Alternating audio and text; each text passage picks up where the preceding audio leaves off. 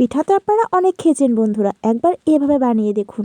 বাজার থেকে চাল কেনার ঝামেলা এবার বাদ দিন। মাত্র 1 কাপ সুজি আর বেসন গুলে ঝটপট বানিয়ে ফেলুন পুরো পরিবারের জন্য অনেকগুলো পিঠা। আর এটা বানাতে একদমই ঝামেলা নেই, খেতে হয় দুর্দান্ত স্বাদের। ভিতরে একদম স্পঞ্জি নরম তুলতুলে, মুখে দেওয়া মাত্রই মিলিয়ে যাবে এতটা টেস্টি। তো বন্ধুরা, আজকের রেসিপিটা একটু স্কিপ না করে পুরোটা দেখবেন।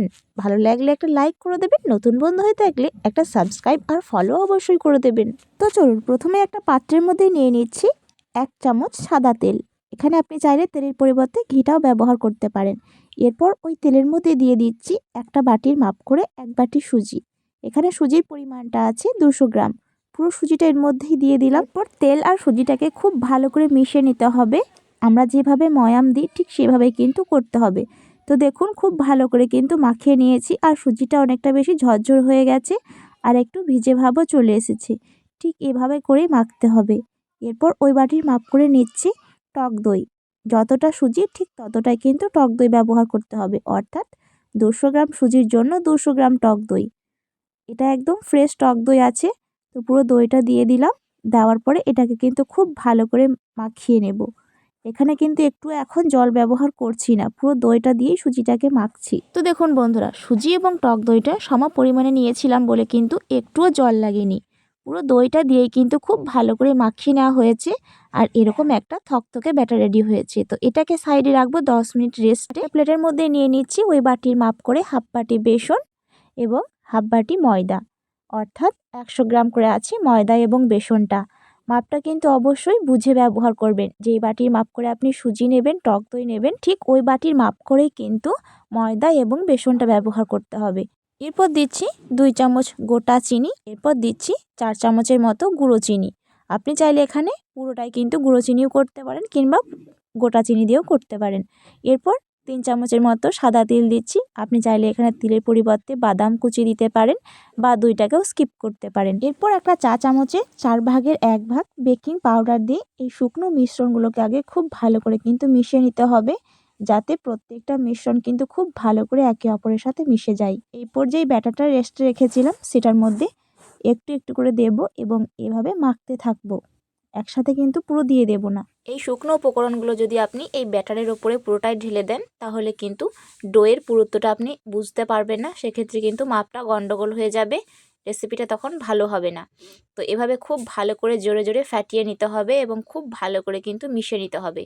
5 মিনিট খুব ভালো করে মিশিয়ে নিয়েছি। একটু একটু করে মিশ্রণ দিচ্ছি আর খুব ভালো করে কিন্তু মিশিয়ে নিচ্ছি। দেখুন, খুব সুন্দর করে রেডি করে নিয়েছি। ঠিক এরকম থকথকে গাঢ় একটা কিন্তু ব্যাটার রেডি হবে। দেখুন বন্ধুরা, ব্যাটারের ঘনত্বটা কতটা আঠালো এবং চটচটে হয়েছে, ঠিক এভাবেই করতে হবে। এরপর কড়াইয়ে তেল গরম হতে দিয়েছি। তেলটা হালকা গরম হয়ে গিয়েছে। এরপর হাতে একটু তেল লাগিয়ে একটু ব্যাটার নিলাম, এইভাবে গোল করে তেলের মধ্যেই দিয়ে দিলাম। দেখুন, ব্যাটারটা দেওয়ার পরে হালকা একটু বুদবুদ ভাব উঠছে, ঠিক এরকম করে কিন্তু গরম করতে হবে। খুব বেশি গরম করা যাবে না। তো এক সেটে আমি কয়েকটা মতো দিলাম, একটার গায়ে একটা যেন না লেগে যায়, এবং হালকা আঁচে উল্টে পাল্টে ভেজে নেব। ওপর থেকে এভাবে তেল ছড়িয়ে দিচ্ছি। দেখুন কত সুন্দরভাবে ফুলে উঠেছে। 5 মিনিট হালকা আঁচে এক পিঠ ভেজে নেওয়ার পরে দেখবেন হালকা বাদামি কালার চলে এসছে। তখন এভাবে উল্টে পাল্টে ওপর প্রান্তটা কিন্তু খুব ভালো করে ভেজে নিতে হবে। আর এগুলো একটু গাঢ় বাদামি করে ভাজবেন, তাহলে খেতে বেশ ভালো লাগবে। উল্টে পাল্টে দিচ্ছি, দেখুন কালারটা বেশ সুন্দর এসেছে। ঠিক এভাবেই কিন্তু আমি সবগুলো ভেজে নেব। আর এগুলো ভাজার সময় মনে রাখবেন আঁচটা যেন একদম হালকা থাকে।